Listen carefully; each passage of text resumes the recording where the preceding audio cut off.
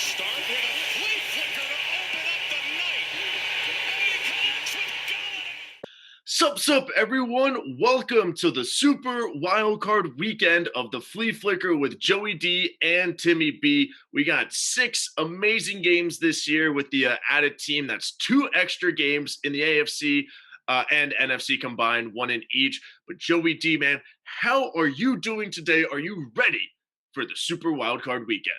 Tim, I'm really excited. We got some really fun matchups today. We basically just got football on all weekend, playoff football. The best of the best, plus the Washington football team. So it's going to be a lot of fun. I'm really excited to see how it all goes down and how it shakes out for next week's playoff matchups too. Yeah, it's definitely nice that instead of having a 4 o'clock and an 8 o'clock, and then like a 1 o'clock and 4 o'clock, we just have a game 12, 4, 8, both Saturday and Sunday. So whether you're like us watching on the couch all day long, or if you're doing stuff, you can always have it on in the background. There's going to be football on from noon to midnight, basically. So let's hop in, Joe, to the first game. And we asked all of our guests for picks as well and some bold predictions. I believe 9 out of our 11 or 12 guests did send in picks. We'll be getting picks from our guest again next week and the week after in the Super Bowl and all that stuff. So the first game of the day, Joe, we have the Indianapolis Colts at the Buffalo Bills. Bills are currently a 6.5-point favorite. The over-under is at 51. And I don't want to say do the Colts have a chance, Joe, because I think the Bills are going to be winning, especially the way that they've been playing the football recently. But what are some keys and something that you might be looking for early on that might say, hey, the Colts could pull this off?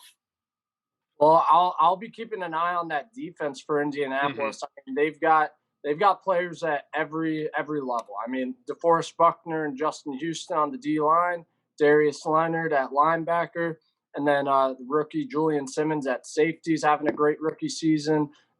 Xavier Rhodes, on the outside as well, having a little bounce back year.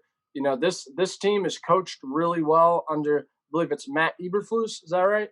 Yeah. These guys have been playing well since, he's kind of took over, and, that addition of DeForest Buckner has created just so much more disruption for that D-line. So that's really going to be the key. Is that D-line able to make Josh Allen uncomfortable? And then the rest of that defense, are they able to force some turnovers, make some big high leverage plays in those big moments, and really just slow this Bills offense down that has truly looked unstoppable for most of this year. I mean, it's going to be tough because there's a lot of weapons. Stephon Diggs is the number 1 wide receiver right now, or he led the league in receptions and yards, I believe. It's going to be tough to slow him down, and even if you do, they've got a couple other targets on the outside. But I mean, if the Colts can make the Bills one-dimensional, and, this run game is not great, but it can be successful when the play action is working well, when Josh Allen they kind of pass to set up the run in Buffalo.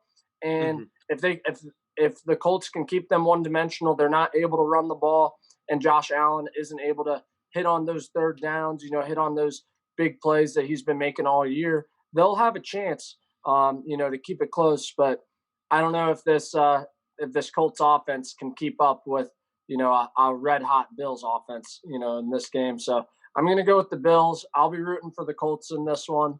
I think it's going to be close. I think they do have a shot. But the way that Josh Allen has been playing this year, and, to end the season, you can't deny it. I mean, if Mahomes and Rodgers weren't here this year, he'd probably be the MVP. Yeah, and who knows? He might get a vote, or he might be in consideration as well, or third, fourth, fifth when it comes to voting. But you nailed it. It all comes down to the Colts defense against this Bills offense, and we've seen this year, even though the Bills went 13-3, we've seen them struggle offensively and still win, and then lose a couple of those losses as well. So it all depends which Josh Allen shows up. If this defense can force a couple of turnovers and get into that struggling Josh Allen, because the Bills were really hot, struggled a little bit, then got really hot again. So if they can bring that out, the Colts could easily win this game. And offensively, they're getting the run game going with Jonathan Taylor now. He's had a great December, great last couple of weeks. So if they can get that going early on, which is possible against this Bills defense, keep the ball out of Josh Allen and Stephon Diggs' hands, there's a chance. But I do think the Bills will pull this off. I just think that the way that they're playing, it's hard for me to say that they are going to lose this game, especially at home. I know there's going to be a couple of fans, but I mean, any is better than none. So I'm going with the Bills as well, and all of our guests is going with the Bills as well, except for our one guest who is a Colts fan, Trent. He picked the Colts, but the 8 others who sent in picks are going with the Bills, and we had a bold prediction from our guest, Mike. He said that Josh Allen is going to throw for 400 yards and 4 touchdowns, so that'll do it for the Colts-Bills game, and we got a bold prediction from that. And next, the middle afternoon game, NFC West matchup with the LA Rams at the Seattle Seahawks. The Seahawks are a 3-point favorite. The over-under is at 42. Joey D, I will kick it off with you first. Rams, Seahawks, thoughts on who you got? Yeah, I mean, these teams split in the when they went head to head twice this year. This Seahawks offense has not been the dominant offense that we saw from the beginning of the year. But this Rams offense is banged up, and I don't know. Are we seeing Jared Goff, or is it going to be Walford again? I don't know. I don't think they're going to make a decision until kickoff. Okay, yeah. So I mean, that's a huge key there, as well as Cooper Kupp. I'm not sure if he's been reactivated from the COVID list. I feel like I haven't seen anything about that. This Rams defense is going to have to step up big time to keep this close. They did a great job last week, but it was against a banged up Kyler and their backup QB, who I don't even know his name. I wanted to say John Skelton, but I know that's not it. What a throwback. I know, what a throwback. But if Aaron Donald can dominate and make Russell Wilson uncomfortable, Jalen Ramsey can shut down DK Metcalf, and then the rest of that defense can kind of roll towards Tyler Lockett, it's going to be really tough for the Seattle offense to, put up points.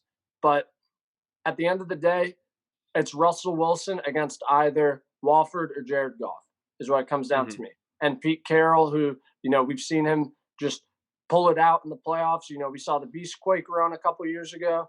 It's crazy, to think, just kind of write these guys off when, they've shown the ability to be successful in the playoffs. So I'm going to go with Russell Wilson, Pete Carroll, and that Seattle Seahawks team to go and beat the Rams. I think they're going to win, and I think they're going to win handily. I think that it's not going to be a blowout, but I think that the Seahawks are going to just, kind of be in control of that game from the start. Yeah, I think the Seahawks are going to win. I have them to win this game. I think it's going to be a lot like last week's Rams-Cardinals game. It's going to be some weird score, like 18-7. Like, it's going to be a very low-scoring game. The Seahawks are going to pull this off. I don't trust Russell Wilson, believe it or not, right now, and that offense, but I trust him to do just enough. And they've been winning games this entire season by, less than 5 points, a one-score game. Even when they were scoring points, they were beating teams 35-31 and 40-33. And in the last half of the season, they were beating teams, 23-20 and 17-14. And they've been playing some better defenses, so that's one reason. And the other reason is their defense is getting better. I think since week 10, they've had 2 losses, but they've given up like 17 or 20 points. So the defense is doing well. And you said it, the Rams offense is just too banged up, too many injuries, too many questions surrounding that. I do think that the Rams defense is going to cause some trouble for Russell Wilson. But as we all know, I mean, Russell Wilson's a great fourth quarter quarterback. He will get creative at times to keep the ball moving on 3rd and 4th down. So I'm going with the Seahawks as well. It's going to be a low scoring game. Could be an ugly one. Could be a little bit of a snooze fest, but we're going with the Seahawks. And going with our guest, we had 6 going with the Seahawks and 3 going with the Rams. So a little bit of a difference. And now, Joe, the night game, you mentioned the Washington football team, the NFC East champion Washington football team, are hosting Tom Brady and the Tampa Bay Buccaneers. The Buccaneers are currently an 8-point favorite, and the over/under is at 44.5. This is such an interesting matchup because the football team has a great defense. They have a great defensive line. So if they can get in the face of Brady, they can win this game. Now, offensively is the big question. The Buccaneers also have a good defense, but Joe, I it's the playoffs. It's Tom Brady. I don't care what team he is on. I just can't pick against him right now. I do think, and our guest Mike, he is a football team supporter. He says Brady will struggle and the Buccaneers will win close. And I'm kind of with him on that. I think the Buccaneers do struggle a little bit. Brady will get a couple of turnovers. He will be sacked at times, and he'll look a little frustrated. But then they'll make the second half adjustments as needed. And defensively, they'll get a turnover or two, and then Mike's brother, Tim, who is also a football team supporter, he went the opposite. He said that he's going with, let me pull up his text, that his bold prediction, he's going with his own football team. Obviously, got to support his team. He goes, Brady can't play at night, pulling out the part of my take. Brady's old, can't play at night. He throws 2 picks and fumbles as well, 3 turnovers caused by Tom Brady, and he picked the football team. Guest-wise, like the Seahawks and Rams, 6 went with the Buccaneers, 3 went with the football team. As I said, I'm going with the Buccaneers. Can't pick against Tom Brady right now. Joe, how about yourself? I'm right there with you, Tim. I'm going with the Buccaneers.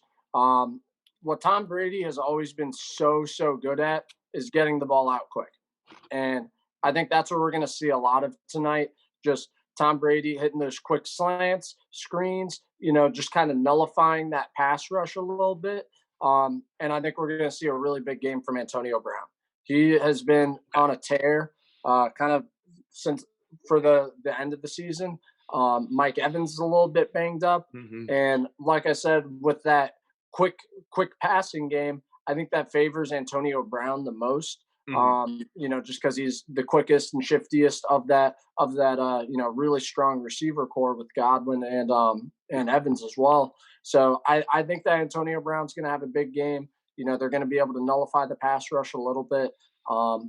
And I think we could see a little bit more. I think it could go a different way than people expect with the Washington defense keeping it close. I could see the Washington offense actually having a strong game today and, keeping it close, trying to keep the ball out of Brady's hands. I just don't think they're going to be able to score enough points and make enough plays. Again, it's Tom Brady in the playoffs, but, they're not overlooking this Washington football team. I think Bruce Arians said, this is not a 7-9 team. It was either 5-1 or 4-1 because they have that record with Alex Smith as their starting quarterback. He's done a great job of taking care of the football and, just managing the offense. They haven't really been explosive at all, but with this defense and potentially this run game with Antonio Gibson, starting to get back and healthy, he might not be asked to do a lot. And this Buccaneers defense has not been as good as everybody kind of expected them to be this year.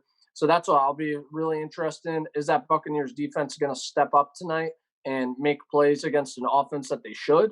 Or are they going to continue to be pedestrian and veteran QB Alex Smith, is able to, keep this game close? So that's what I'm looking for. But I do think that the Buccaneers are going to win this one. And, the matchups are very favorable for them. Yeah, and like you said, this game could go either way. We could see a close game. We can see a shootout. We could see a blowout. So it'll be interesting to see how that plays tonight. And now we're moving to Sunday, Joe. And the first game on Sunday afternoon, my Baltimore Ravens are playing the Tennessee Titans. The Ravens are currently a 3-point road favorite, believe it or not. And the over is at 54.5. I would like to be conscious of both of our times as well as our viewers, so I could obviously get into it. We could have the Ravens Variety Hour.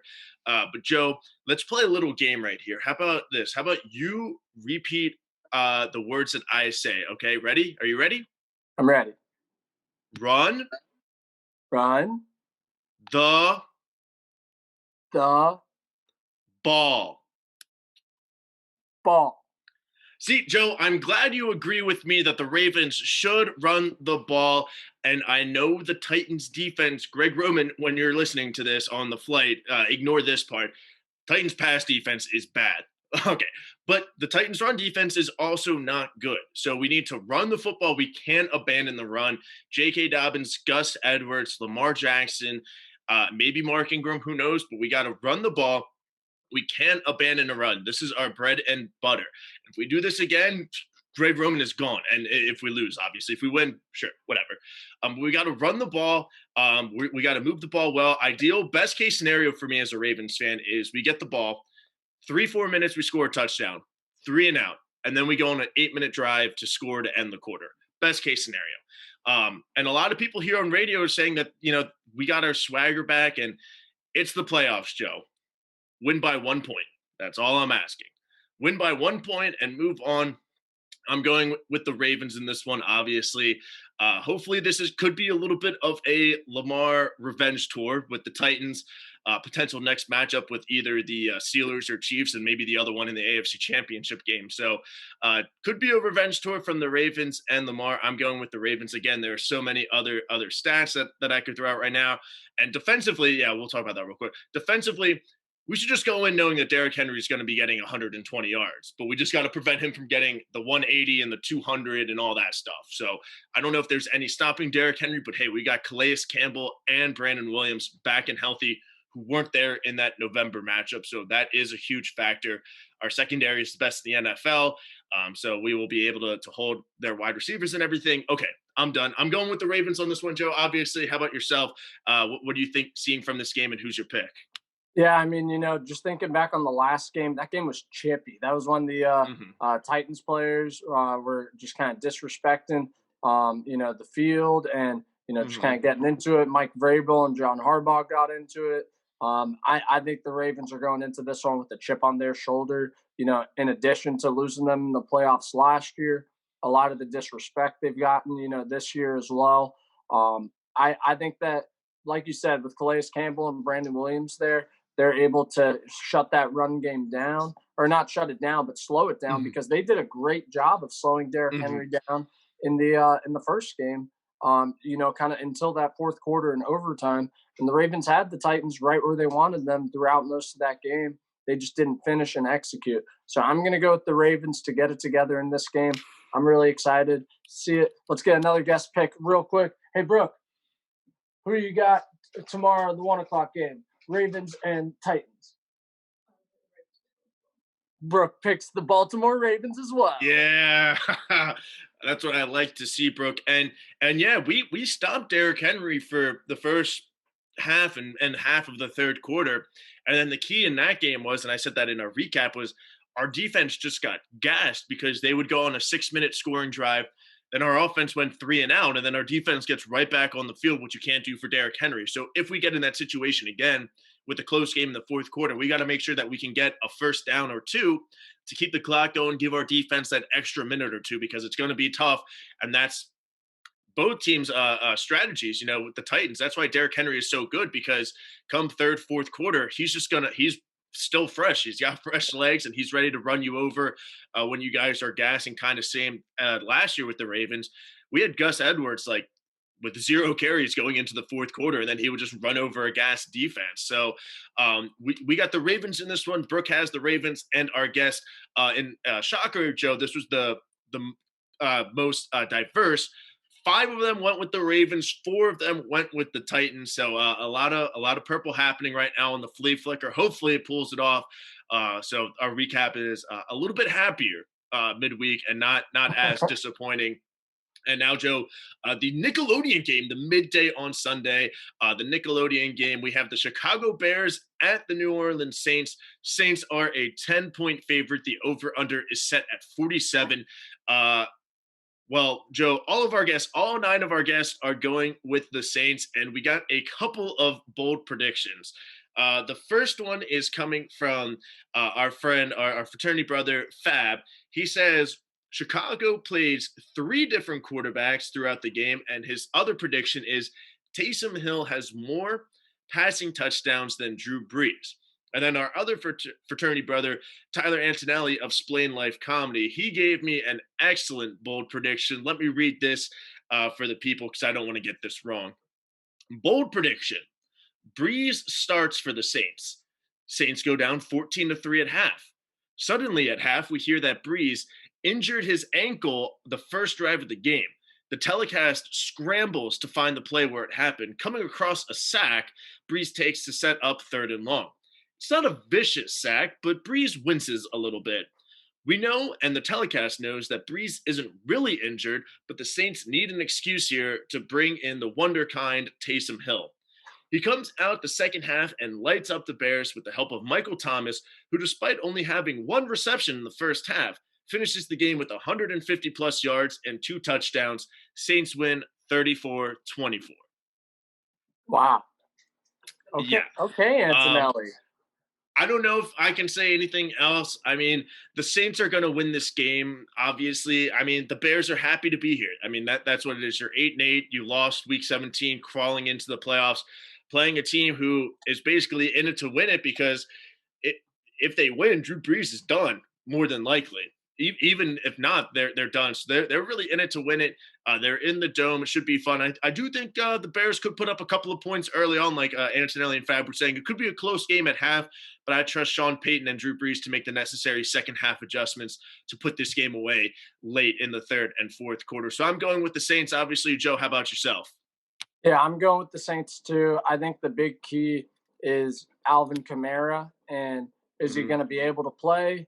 Is he going to be able to have an impact when he's in there? Because if he's not in there, that's just a huge part of this short passing game for Breeze, and that screen game as well. I mean, Kamara does so much for them in both the run and pass game. So if he's not able to go, and it's Latavius Murray, that's an area that can be a problem for the Saints if they get one dimensional. If the Bears can shut down Latavius Murray, that's not going to be difficult. But then if you have to go to the air and all you got is Michael Thomas, and you take him out of the equation, you force you to beat him with Emmanuel Sanders, Traquan Smith, Marquez Callaway, I don't know. I could see the Bears being a little bit competitive if that's the way it goes.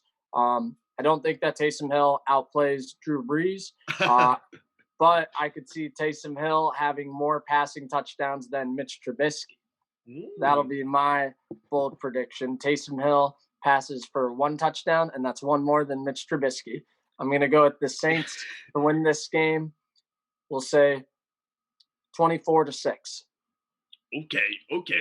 Yeah, and I think I saw a stat this morning on Twitter that the Saints pass defense has like the most interceptions and like one of the lowest completion percentages. So they were saying how it's like a no-fly zone, which is, when you have Mitchell Trubisky and not too many weapons, it's not a good sign for you. So I think the Saints defense really steps up, and should be a fun one to watch, especially with all the slime and SpongeBob and Patrick Starr calling the game. And now the final game of Super Wildcard Weekend, Sunday Night Football, technically, we got the Cleveland Browns in their first playoff game in 18 years, going on the road to the Pittsburgh Steelers. The Steelers are a 6-point favorite currently. The over-under is set at 47.5. Joe, the Browns have had some issues this past week with a couple of coaches, a couple of players being put on the list, testing positive, being close contacts. They did have their first practice last night at, I think, 4:30 or 5 o'clock, so they finally got back on the practice field. They'll have another one today, and they are lucky that Pittsburgh is a very short drive away from Cleveland, so I believe they will probably travel tomorrow instead of tonight, the day before. That way they can get that extra practice and extra walkthrough in. This is a tough game to pick, because the Steelers have been, I don't want to say they crawled in the playoffs, but they've been struggling the last couple of weeks, last month or so. Browns have been playing some good football, but they barely beat Mason Rudolph. They were a 2-point conversion away from having to kick a game-winning field goal or even going into overtime against Mason Rudolph last week. So this is a tough game to pick, I think. If the Browns had a full week of practice, maybe I'm leaning toward the Browns, but I'm going with the Steelers in this one. I think everything that's happened with Cleveland, huge injuries to Joel Bitonio on the offensive line. That is a huge injury. I saw Jack Conklin might also be out. He's a little banged up as well. So if they have a banged up offensive line, that's not good for that offense. And then defensively, Olivier Vernon, an excellent D lineman and pass rusher. He ruptured his Achilles. he's out as well. So I think the Browns are just too banged up. It's going to be a close one. Don't get me wrong. It's going to be a close one, but I'm going with the Steelers to win this, unfortunately. And maybe they get a date with the Ravens for the Ravens revenge tour. But I'm going with the Steelers. Joe, how about yourself? Yeah, I'm right there with you, Tim. I mean, we saw what the Browns looked like last week when they were at full strength going against the Steelers backups, and it was barely enough to win. And now, you couple that with the fact that, Kevin Stefanski is out, a couple other coaches, like you said, Joel Bitonio, maybe Jack Conklin, Olivier Vernon's already out. Now they're not at full strength. They haven't been able to practice and prepare the way that they should be this week. And on the flip side, the Steelers are healthy. They are well rested, and they're the better team. So I think the Steelers are going to be able to win this game. I don't think it's going to be particularly close, just because I think the Browns, all these changes and this turmoil from this week, I think they're going to struggle to find that cohesion and really get going. And this is a great Steelers defense still that. You got to be at your best going against them to be successful. And, if they struggle at all, they'll make you pay. So I'm going to go with the Steelers to win this. I think that Minkah Fitzpatrick gets an early pick six, and the Steelers offense, is also able to score 1 or 2 touchdowns in the first half, and it'll already pretty much be out of reach by halftime. Maybe the Browns score some points in garbage time, but not a close one here. Steelers got this pretty easily. All right. And our guest, 7 of them went with the Steelers. 2 of them went with the Browns. One was our guest, Mike. He says that Nick Chubb goes absolutely nuts and kind of pulls like a beast quake, where it's just like, give me the football. I'm winning us this football game. And then Fab went with the Browns as well. And he said that Myles Garrett is going to either have a pick six or a fumble recovery for a touchdown in the first half. And that'll spark the Browns being like, all right, we got that momentum. We can do this now. Well, then the other 7 went with the Steelers. And, Joe, we went with the same picks for every game this week. Don't know if that's a good thing or a bad thing, but that's kind of how these games are going. And our guests suggest that as well. I mean, 8-1, 6-3, 6-3, 9-0, 7-2. I mean, the close one is going to be the Ravens and Titans. Yeah, I mean, our guests went exactly. 5-4. Yeah. So that would be interesting. And now, Joe, I know when we made our predictions at the beginning of the year, I believe you said Chiefs Saints for the Super Bowl. Now, would you like to change that? Both of them are in the playoffs. I thought I said Chiefs 49ers. Oh, yeah, that's right. You went with Chiefs 49ers. So 49ers are not in the playoffs. Are you still going with the Chiefs in the AFC? Give us your Super Bowl prediction. State Farm Bowl, baby. Give it to me. Aaron Rodgers versus Patrick Mahomes. Come on. Let's not play around. Don't do this again. We should have had it last year. I don't want to see, Taysom Hill or a banged up Drew Brees versus Patrick Mahomes. Give me the MVP from this year versus the MVP, who could be argued for pretty much every single year. Except for last year. Except for last year, but there was still an argument for him. I mean, he was Super Bowl MVP. No doubt. No doubt. Cool. But I just think that that's the team that that's the matchup we all want to see. We all want to see, high scoring games and, just great quarterback play. And Aaron Rodgers versus Patrick Mahomes, it doesn't get much better than that. And, Aaron Rodgers doesn't have a lot of time left. So I think this is the year where the two of them go head to head in the biggest game of the season. And, it'll be a lot of fun to watch. Yeah, and I really hope it doesn't get to a couple of years ago where we had that pass interference no call that prevented an electric Saints offense and the offsides and the Chiefs losing in overtime for having the electric Saints versus the electric Chiefs. So hopefully that doesn't happen again should both of those two teams make the conference championship games respectively. And I know I said Ravens Saints, and they're both in the playoffs, so I still got to stick with Ravens Saints. I don't feel good about the Saints or really the Ravens, but if we win this week, I'll feel a little bit better. And I mean, if we match up with the Chiefs in round 2, it's not good. But if we can beat the Titans, then I'll feel a little bit better. But I'm going with the Ravens Saints. Got to go with my preseason prediction. I mean, I predicted the Jags would go 1-15, so maybe I can predict the Super Bowl as well. But Joe, that's going to do it for this Super Wildcard weekend. Any final thoughts heading into the 2020-2021 playoffs? And I mean, I just hope everyone stays healthy. We just get some fun football to watch, and that the refs aren't really the ones making the deciding calls, and we can just really enjoy this time with playoff football. It's been a crazy year. It's already been a crazy start to 2021. So very thankful to have playoff football for us to all focus on and enjoy, and kind of come together as one. So let's get after it today, baby. Absolutely, and you said it. Let's stay healthy and let's let the boys play. Let's not let the refs make an important call or two that might alter the game. I think that's what it comes down to. But that'll do it for my end, Joe, as well. Make sure you guys check in for our recap in the middle of the week. If you are a guest and you forgot to send in your picks, no worries. We'll be sending out a text to you guys again next week for the divisional round. If you would like to be included in our guest picks, make sure you like this video, subscribe to the channel, and comment below your lock for Super Wild Card Weekend. But guys, tune in midweek for our recap. Let's enjoy 2 extra football games this weekend. Everybody, have a great day. Truz, peace. True.